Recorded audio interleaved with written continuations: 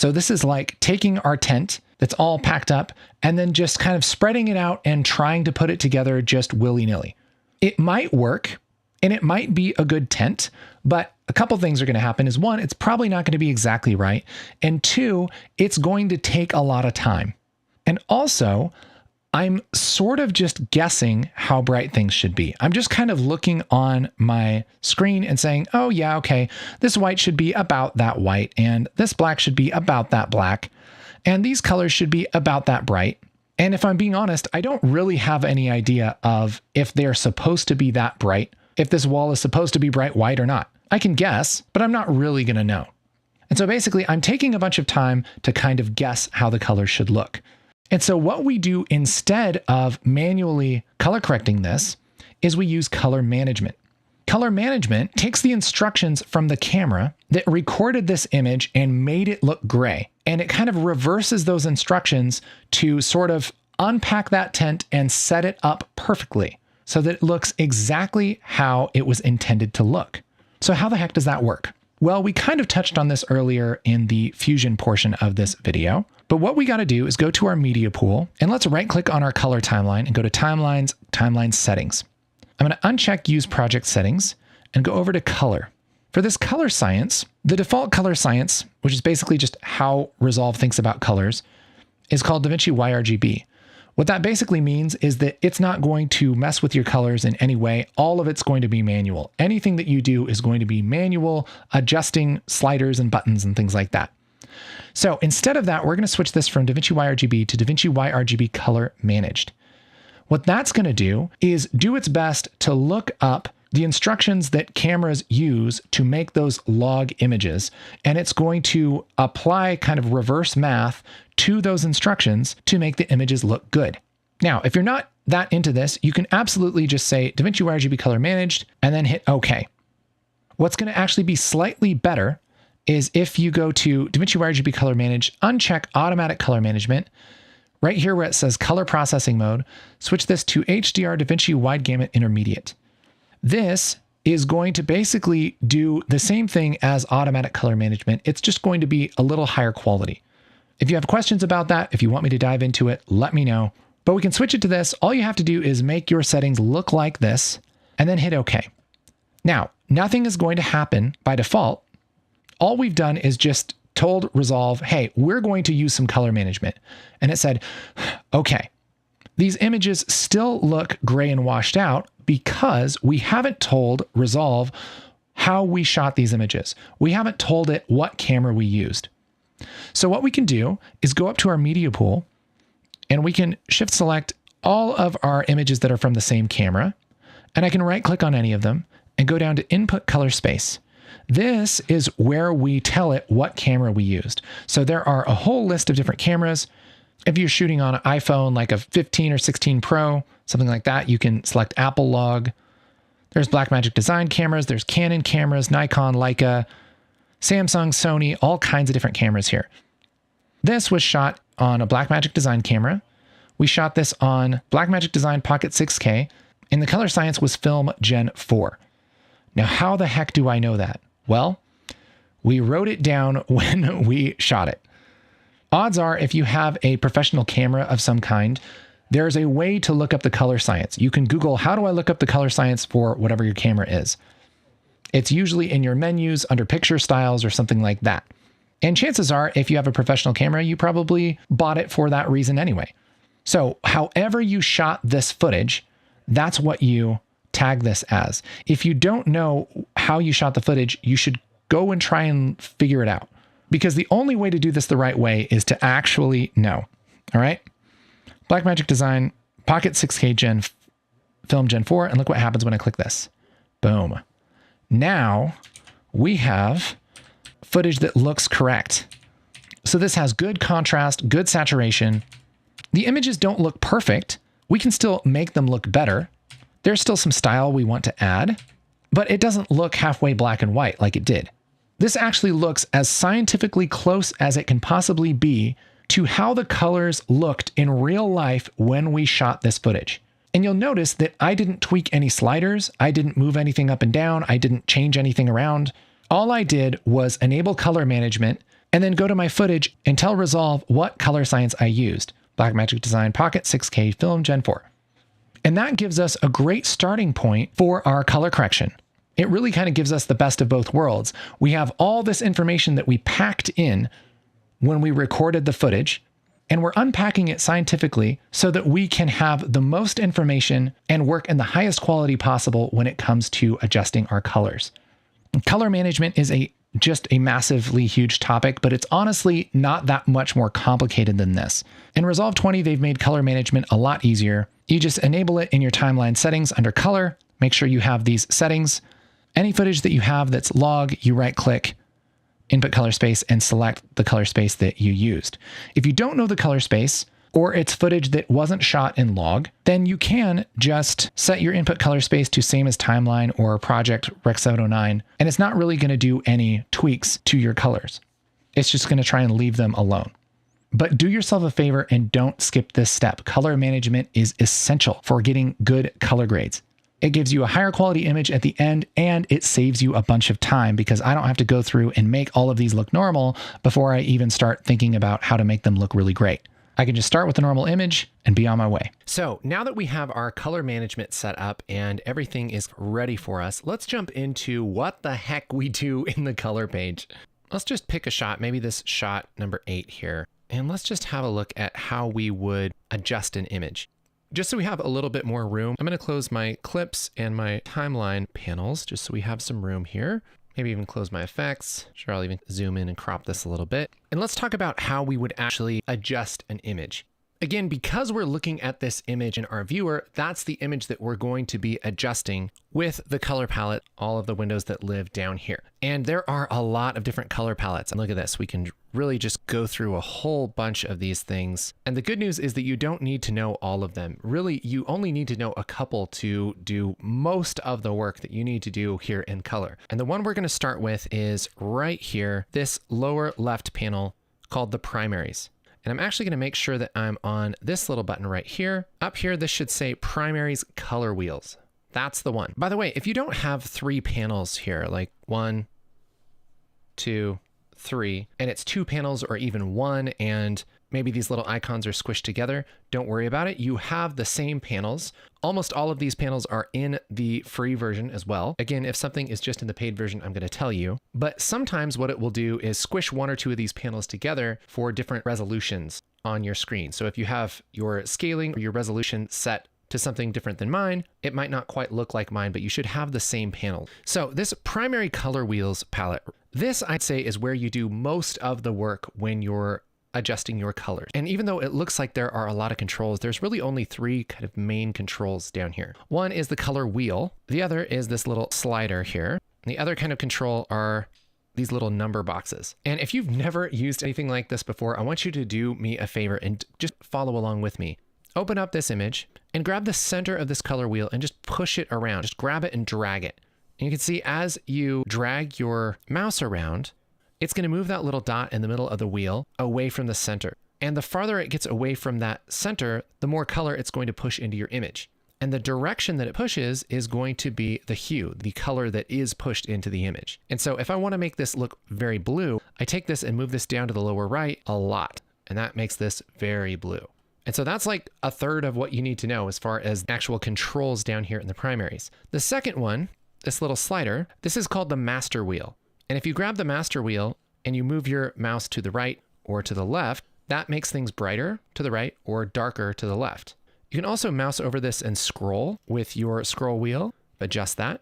And so just with these 2 controls, we can adjust the tint of the image as well as the brightness. And this color wheel, master wheel combo, this is just duplicated 3 more times. And so it's the same basic kind of control, but why is this split up into 4 parts? Well, what's happening here is if you move the offset, that's going to adjust the colors of the entire image. Same thing for the offset master wheel. The brightness is going to go up or down for the entire image. But lift, gamma, and gain splits the image up into kind of the darker part, the midtones, and the brighter parts. And so which one you grab depends on what you want to adjust in the image. And so if I want the brighter parts to be more yellow, I select the gain because that's the brighter parts, and I push this a little bit more towards yellow. Now, this is going to make the entire image a little bit more yellow, but it's going to be strongest in the bright parts. So we can see how it's really yellow right here and in here in the brighter parts. And the parts that are black are maybe just a little yellow, but not super yellow like these brights. If I were to do the same thing, take the lift, which is the darkest parts, and push those towards yellow, we'll see we're starting to really tint the darker parts of the image, but the brighter parts right here stay white. That's because this is strongest in the darker parts of the image.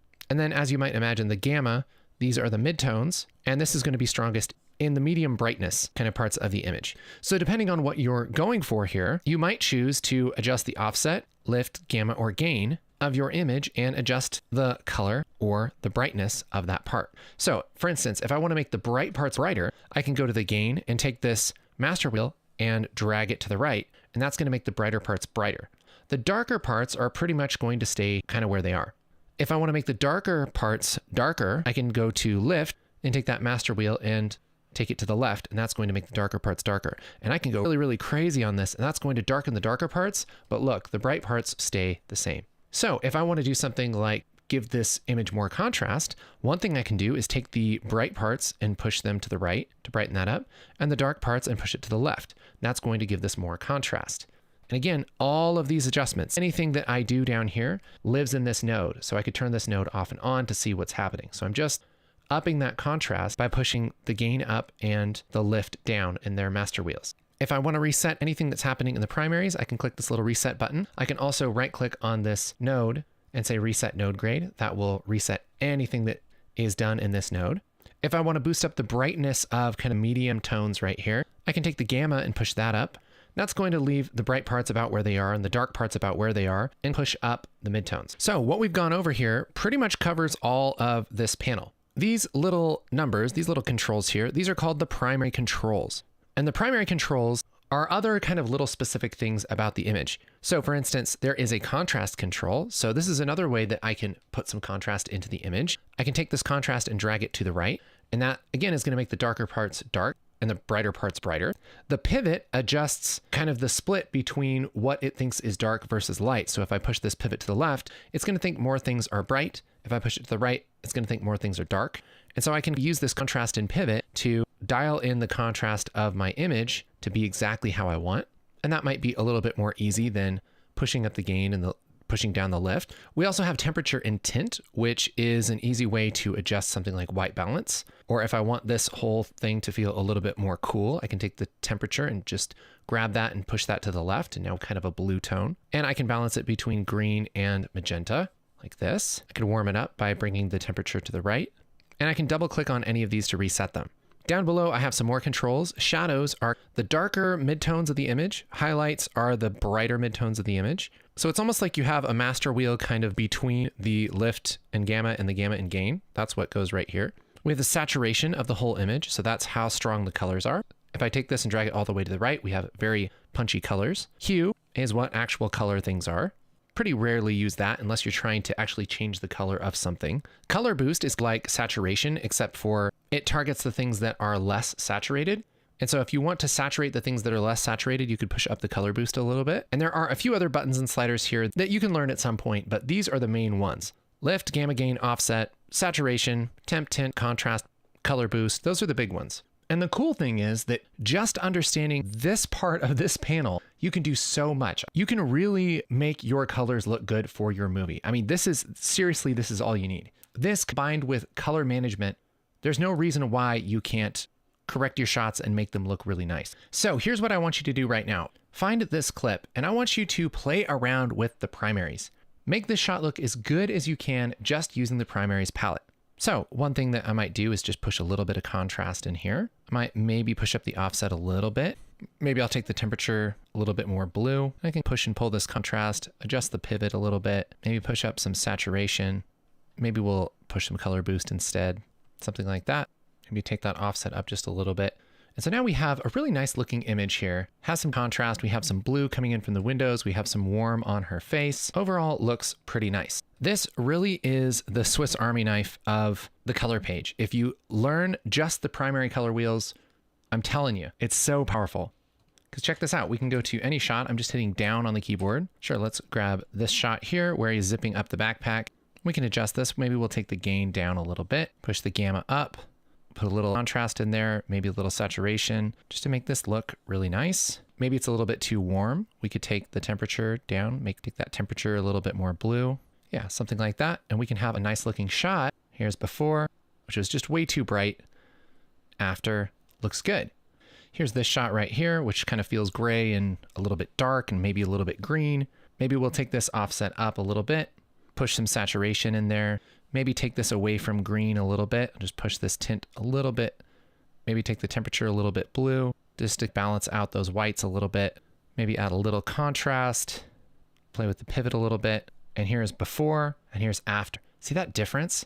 Isn't that amazing what we can do just with this one panel? Isn't that nuts? This is the kind of thing that is available to you for free in Resolve. This is why Resolve is the king of the color correction apps. It's the best app in the world for color correction, because all of that power is right here. Isn't that nuts? You already know enough to color grade like a whole movie. Now, is there more that you can do? Are there more techniques? Are there more tools? Absolutely. But this primary color wheel panel, this is the bee's knees. So take some time, go through these shots and see what you can do. Here's our outside shot again. Maybe we want to just take the exposure down a little bit, maybe add a little contrast, maybe brighten this up. I can push the gain a little bit more orange. We can have kind of more of a sunset look here. Just push this pivot down, maybe take this saturation down a touch, and we can make a really cool look compared to what we had just using those primaries. Ah, so cool. Now I'm going to right click and reset all grades and nodes right here. Let's talk about the second most useful palette here on the color page, and that is the custom curves. The custom curves right here. This, if you've used an image editing app that has curves like this, is going to feel very familiar. If you haven't, pretty much how this works is this is a graph of the brightnesses of an image. So the bottom part here, this is the input. That's the input brightnesses. This axis is the output. Down here is black and up here is white. And in the middle is like gray. And so if I were to find a point from left to right that's maybe in the middle right here, this would be the input gray. So that would be right there on that line. If I want to make the gray parts brighter, I would push this line up, because right now it's gray equals gray. And if I want the gray to be light gray, I could say gray equals light gray, like that. So I'll just take this and push this up. And what that will do is push up the midtones, basically. That's maybe a little strong, so I can push this up like this. The black parts are down here, and so I can push the black parts up. That's going to essentially do the same thing as my master wheel on my lift. This upper part is like the master wheel of my gain. So if I take my gain up and to the left, that's going to make more things bright. I can also take this down and take the brightness of the bright parts down like that. I can take this black point and move it to the right and keep it on the floor, and that just makes more things black. And so you have a lot of control over your image with this curve. So if I want to make the brighter parts of the image a little brighter and the darker parts of the image a little darker, well, I can make what we call an S curve. It kind of looks like an S. And that's going to add a nice bit of contrast to my image. This S curve is pretty much how you get kind of a filmic contrast. There's always some kind of version of this curve built in. And usually you can add a few different things. You could push up these blacks a little bit, crush the lower midtones down, maybe take highlights down a little bit, but push up the upper midtones. And you have this nice kind of highlight roll off there. Maybe you even want to crush the shadows in a little bit more. And so now we have this nice feeling that's nice and rich just from this curve. I tell you what, getting used to using this curve, oh man, you can make such nice images. And especially when you combine this curve with these primary color wheels, chef's kiss. There are a lot of controls over here that honestly, I don't use that often. So I'm going to skip them. This is the important part right here. You can also use this button right here to make big old curves. So if you want to get really detailed with your curve here, you could totally do that. But there are also some other kinds of curves here. Selecting this second little icon, this will bring us our hue versus hue curves. Just like this curve is the input brightnesses versus the output brightnesses, these other curves are kind of just other graphs. So this one is the input hue. So that's the actual color of the light versus the output hue. Okay. So if I want to take stuff that is kind of this reddish part, I can select the red, and maybe I can add a couple other little control points here. And if I push the red around, I can kind of move this back and forth and just change the reds. So this is great if you need to change specific color. You can just kind of target that specific color here on the chart, and boom, we have a purple house. Very selective. Similarly, we have hue versus saturation. So you pick the hue that you want to adjust the saturation for. maybe this green. By the way, you can click on the image when you have these curves up, and it's going to add a control point for you. So I could click and drag and just color over where I want to select. That's going to select all the kind of yellowish green, and I could take the saturation down. And so now we have all of these trees just black and white. See, there's the difference. It's not affecting the house too much. It's mostly this kind of green stuff. We also have hue versus luminance. So that's just the brightness of certain hues. So if I want to darken this backpack, I can select this backpack and maybe take that down a little bit in our hue versus luminance. That can be kind of nice sometimes. We also have luminance versus saturation. And so depending on how bright something is, you can adjust how saturated it is. And so a little trick some people use is just to desaturate anything that's getting close to white and desaturate anything that's close to black. And so really we only have saturation in the midtones. And oftentimes you can add a pretty harsh curve on this and it doesn't make that big of a difference unless you have a really harsh push on it. So if I push this offset really blue, you can see that with this curve on it, we don't add too much blue to the shadows or the highlights. These are still black and these are still white. So if I were to take this out, everything would be blue. We also have saturation versus saturation. So if something is more saturated, we can remap it to be less saturated and so on. This kind of helps us kind of keep our saturation problems under control. We have something that's just way too bright. Then we have saturation versus luminance. So if something's more saturated or less saturated, you can turn its brightness up or down. So yeah, if I could only teach you one panel, it would be the primaries. If I could only teach you two panels, it would be the curves and the primary. And now before we go any further, I want to stop and talk about the scopes. This is pretty darn important when it comes to color grading. And I don't want you to watch through the color part of this video and not know how to read scopes because that would be sad. Down in the lower right, we have a panel called color scopes. And you can select the kind of scopes with this little drop down here. There are a few different kinds of scopes: parade, waveform, vector scope, histogram, and CIE chromaticity. We're going to start with the waveform, and I'm going to put this into big mode. That'll bring up our big scopes here, and I'll switch this to a single scope, and I'll go to this little menu here, and I'm going to turn off colorize and switch this to Y mode, just because it's easier for me to explain some things. This is called a waveform scope, and the idea of this scope is that it is a graph of all of the colors in your image. So every pixel in your image has a little dot on this graph somewhere. And on this graph, on the x-axis here, we have the horizontal position of each pixel. All right. So that means that a pixel that's over here on the left is going to be somewhere here on the left of our scope. A pixel that's going to be in the middle of our image is going to be somewhere here in the middle of our scope. But we really only care about the horizontal position here. Why is that? Because the up and down is the graph of the brightness. So it's the horizontal position and the brightness. So what that means is that if we had something really bright, let's go to a different shot that's a little bit easier to figure out here.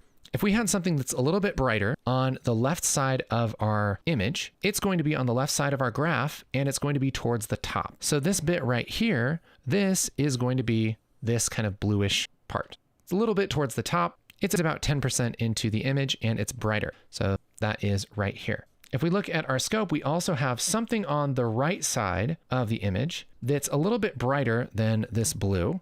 And it's especially bright right, there's like something really bright right here, something like that. And so let's look at this. Yeah, there we go. We have this lamp right here. So it's really bright right there. We also have the second lamp, which is this spike right here. This lamp is right here. We have something bright right here. So that's going to be this part of his arm. And so we can kind of tell what the brightness of things are from this waveform scope. This graph is from 1023 to 0. What the heck does that mean? There's technical reasons. Basically, 1023 is pure white and 0 is pure black. So if you have an image with things that should look bright white and things that should look pure black, you're going to have a signal that stretches from 0 to 1023. A lot of things in the real world aren't actually pure white and pure black. And so oftentimes you'll have stuff that's almost to 0 and maybe somewhere up in here. And that's in fact what we have right here, right here. That's kind of where our image lives. Let's look at another image here. Here's one that's a little brighter. You'll see we have this big kind of purple blanket here that's somewhat darker. That's right here in our signal. We have brighter parts, this little edge right here, this kind of bright part, this bright part, that's right here. We have his shirt, which is going to be here-ish. And once you go through a few different shots, you can start to be able to read the scope a little better. Here in this shot, we have this really bright part here. That's this. This waveform scope is great for knowing the brightnesses of things. But what's even more helpful is the parade. So we can switch from waveform to parade. And what that is basically 3 waveform scopes next to each other, one for the red channel, one for the green channel, and one for the blue channel. All images are made up of a combination of red, green, and blue light. And the percentage of light in each channel determines what color things are going to be. If you have equal parts red, green, and blue light, that makes a neutral color like gray or white or black. So what's cool about this is if we can find something that's supposed to be relatively neutral, let's say this pavement right here, we can find that on the scope, which is going to be right here, and we can balance that using our color wheels to kind of fix the white balance. So if this came in like this, we would know that this is a little bit tinted blue, because if this is, assuming this is supposed to be gray, which you honestly don't know, but it's probably going to be pretty close to gray, this signal should be equal across these channels. And so if I can adjust this offset and make that signal equal, then the image is going to look balanced. Like here, let's try another shot. If we wanted to white balance to this wall, we can pick the wall here in our signals and we can balance that out. Right now, the red channel is a little bit higher than the green channel, and the blue channel is a little bit higher than the green channel. So what this means is this is going to look just a little bit pink. Now, it's hard to tell just by looking at that image, which is honestly why we have the scopes. But I can take this offset and I can push this around until, and I just need to do it a little bit, until these are right about equal. And now this is going to be a neutral color. That's going to be a gray. We could also do this for the window, which we can tell just by looking at it is a little bit blue, but we can confirm it with this signal right here, red, green, blue. If you have blue higher than red and green, it's going to have more blue light, which means it's going to be tinted blue. Actually a little bit more cyan because the green is high too. So again, we can take this offset and we can move this around like this. And if we move this around and just balance those signals, then we can balance those out. And now this is like a neutral white, okay? It's like a neutral bright gray. Everything else is thrown off though, because this is more of a blue light that's coming into the window and the white neutral light is more on our subject. And so when we balance this to white, everything else kind of turns yellow. So I'll just reset that. We can look at this again. We have this is blue. This is maybe just slightly magenta. So depending on if we think either of these should be white, then we can balance to that if we want to. I can also use my temperature and tint to kind of balance it a little bit. Sure, something like that might be a little bit more accurate to an actual balance here. Kind of depends on how you want it to look. By the way, it's not totally essential that you get everything perfectly neutrally balanced. What's important is that the image looks how you want it to look. Okay, that's kind of the bottom line when it comes to color correction. If anybody tells you that you need to balance everything and that everything should have pure, bright whites, completely neutral whites, that's not necessarily true. Sometimes the style that you're going for or the feeling that you might want to go for in your movie or something that your client might want would be pure neutral whites. Then in that case, yes, you should make everything pure neutral white, but that's not like a universal thing that you need to do for every video. In fact, pretty much look at any movie and you'll see there's usually some kind of tint to it. It's not always purely beautifully white balanced. There's a little bit of style there. The other major scope that we can talk about here is the vector scope. You can think of this like a big color wheel. The closer this signal is to the middle, the less saturated it is. The farther it goes out, the more saturated it is. And the direction is the hue. So if we had stuff kind of coming over here towards this B, that's going to be really saturated blue. Something up here towards this red is going to be really saturated red. So you can really tell what colors are in your image just by looking at this vector scope. So just looking at this, we can see we have a little bit of orange and a little bit of red. And guess what? Skin is basically light orange. And then we have this red. We also have just a little bit of this kind of cyan blue, which is obviously right here. Everything else is somewhat neutral. If we push the saturation up a lot, we can see that this image kind of grows.